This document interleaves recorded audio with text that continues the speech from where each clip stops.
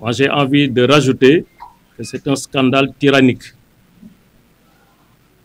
C'est malheureusement de la lâcheté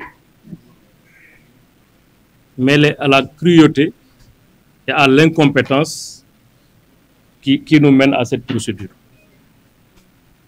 Très franchement, pour moi, en tout cas avec mes peu d'années d'avocat, c'est la première fois que j'ai en face de moi un dossier aussi inadmissible. D'abord en termes de charge morale, parce que Lat Diop est un citoyen sénégalais qui a travaillé d'ordre et pour le compte de l'État du Sénégal en tant que fonctionnaire, qui est administrateur civil de son État, qui a rempli toutes les fonctions qui lui ont été confiées par l'État du Sénégal, qui par ailleurs a considéré que Lat Diop méritait d'être un ministre de la République, membre du gouvernement, et j'ai eu l'honneur de travailler à ses côtés. J'ai pu mesurer son niveau d'intégrité, de compétence et d'engagement pour l'État. La première récompense après cette alternance, parce qu'il faut savoir et oser nommer les choses. Cette affaire-là, c'est parce qu'il y a une équipe gouvernante qui était là, qui a été remplacée par la volonté de Dieu, par une autre équipe. Et cette équipe, malheureusement, se met à faire des règlements de compte. C'est ça aussi la réalité. Il a été menacé dans son terroir politique, dans son fief, par une autorité politique et institutionnelle qui dit que j'ai le droit de vie et de mort sur la justice, sur le parquet et sur tout le monde. Ça aussi, c'est la réalité. Premier acte, menace. Vous irez en prison. Deuxième acte, interdiction de sortie du territoire. Sans motif, sans base légale. C'était le premier acte. Arbitraire contre Lat Diop. Cet acte a été déféré. Nous avions préféré d'ailleurs saisir la CEDEAO qui a condamné l'État du Sénégal. C'est la réalité. Après ça, ils ont manipulé. Je pense que quelqu'un a parlé de marionnette. Quelqu'un qui a travaillé pendant 3 ans, 4 ans, en gardant le silence, en faisant le travail, en acceptant ce qu'on lui donne, sans broncher. Après, par miracle, il ne porte pas plainte, parce que moi, quand je suis victime d'extorsion de fonds, je dépose une plainte. Je suis victime d'extorsion de fonds à concurrence de 8 milliards 245 millions. Je dépose une plainte. Je ne me contente pas d'une dénonciation. Il l'a dit à l'instruction. Il dit que lui-même, il ne voulait pas déposer une plainte. C'est un ministre du gouvernement actuel qui l'a conduit vers le procureur spécial, le procureur du pôle judiciaire, pour le faire entendre, ce qui explique la vitesse avec laquelle les choses se sont déroulées. Dénonciation, un jour, 48 heures après, on a en face le présumé coupable. Donc on a porté plainte, hélas, dans le dossier de Farbango, contre une presse. Depuis lors, ça va faire bientôt 1 mois.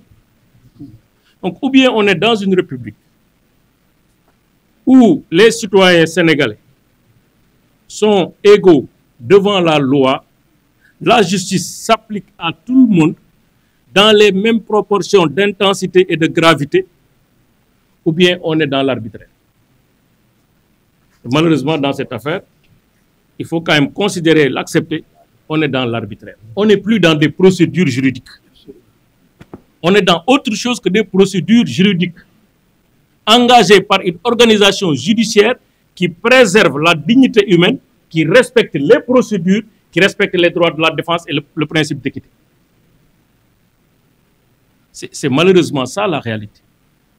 C'est pourquoi je suis d'accord avec Lat Diop. Lat Diop est un otage politique sous le manteau d'une judiciarisation des conflits et des différends politiques. Il n'y a pas autre chose. Il n'y a pas autre chose. Après, il n'y a pas eu de plainte de l'État du Sénégal. Il n'y a pas eu de plainte de Mohamed Dieng, 1xBet. Il n'y en a pas eu. Sur la base de simples déclarations qui ne sont pas corroborées. À la base de la déclaration, c'est lui-même qui sort un tableau Excel pour dire voilà ce que j'ai remis. Aucune preuve de la remise, aucun transfert significatif noté dans les comptes de Lat Diop, rien du tout. Aucune correspondance entre ce qu'il reçoit et ce que Mohamed Dieng déclare. C'est ça la réalité. Et l'autre incongruité dans ce dossier, c'est que, à la fois, vous dites escroquerie sur les deniers publics ou détournement de deniers publics. Pour la première fois, moi, je vois détournement de deniers publics, il n'y a pas une plainte de l'agent judiciaire de l'État. Attention. Quand l'État est victime d'escroquerie ou de détournement de deniers publics, c'est l'État, l'agent judiciaire de l'État qui dépose une plainte. Même les avocats ne sont pas habilités à déposer une plainte. Il n'y a que l'agent judiciaire qui peut déposer une plainte en ce qui concerne le détournement de deniers publics. Nous tous, on le sait. Sinon, c'est irrecevable. C'est dans la loi, le décret qui organise l'agence judiciaire de l'État. Malgré tout, on ferme les yeux sur ça. On fait comme si de rien n'était. Soit il y a détournement, soit il y a extorsion de fonds. On ne peut pas avoir les deux à la fois. Parce que l'argent là appartient à quelqu'un. Soit l'argent appartient à Mohamed Dieng ou l'argent appartient à l'État du Sénégal. S'il existe, je dis soit, c'est pourquoi je pose des hypothèses. Mais dans tous les cas, on doit savoir à qui appartient cet argent. Si au moment où on vous parle, 1 an après l'enquête, personne n'est capable de dire l'argent provient de telle personne et a transité dans tel compte. Très franchement, j'estime que et on a l'habitude de dire la justice c'est le dernier rempart. Moi jusque-là, j'y crois. Mais il faut aussi que les hommes qui incarnent la justice, parce que institution, ça n'est rien si les hommes qui incarnent l'institution ne reflètent pas l'image normale que l'institution doit donner aux citoyens. Si les citoyens perçoivent la justice comme étant une institution soumise, manipulée, pas du tout indépendante, impartiale, mais dans ce cas, évidemment, quelle que soit la beauté de nos textes, quelle que soit la rigueur de nos procédures, la perception va continuer à prédominer. Malheureusement, aujourd'hui, plus que jamais, on a l'impression que les gens sont dans des procédures d'inquisition. Parce que dañ lay jàpp ba pare après di seet lan nga def dañ lay jàpp ba pare di seet lan nga def la preuve rapport d'expertise bi rek war na parce que dañ lay téye après soo ko def expertise di xool est-ce que kii def na lii wala deful lii am na kër amul kër mais loolu on n'est pas dans une procédure d'enrichissement illicite.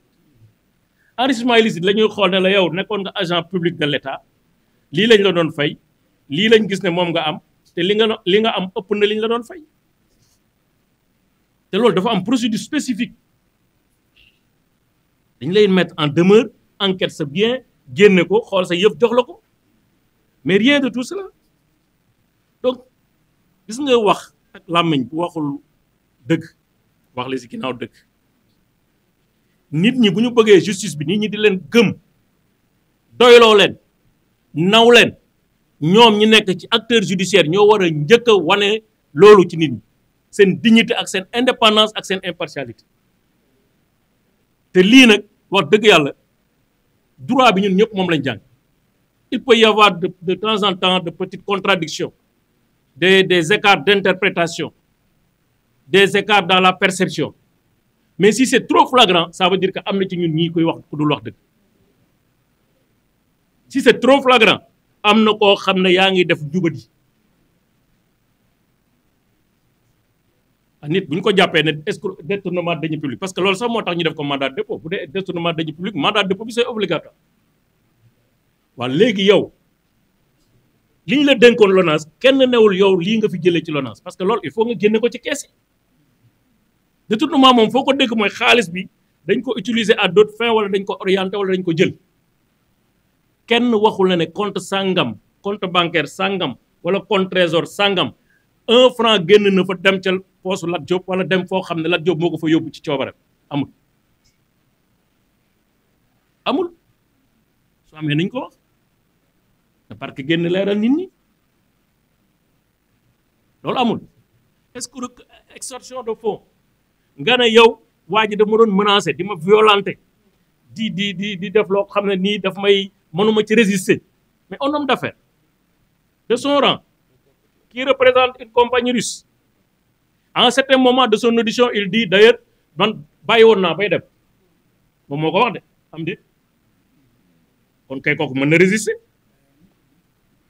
et du benn société la am juróom-ñetti société wala juróom-ñeent gis naa ñu ko koy limal kooku affaire li muy def fii Sénégal c'est peut-être lié par rapport à son chiffre d'affaires global kon le fait qu'on ait tenté même de modifier si on li muy wax dëgg la c'est pas une violence c'est pas une menace non parce que c'est pas une contrainte parce que contrainte bi mooy lii c'est vital bu doon benn société nga am benn activité benn source de revenu waaw mën nañ la ci sonal peut-être mais yow yaa ngi Guinée yaa ngi Mali yaa ngi feneen kooku bu ñëwee toog ci yow magum jëm di brasser ay milliards di liggéey fu ne ci àddina bi ñu ne parce que dañ ma mettre pression moo tax ma joxe xaalis bi mais kooku da nga ko war a njëkk a téye yow bu dee dëgg am na ci dëkk bi kooku nga war a njëkk a téye def ko ci kaso bi soo ko xool na ko muy tuumaal dans quelle mesure li muy wax dëgg la mais dëgg amatul fii dëgg amatul fii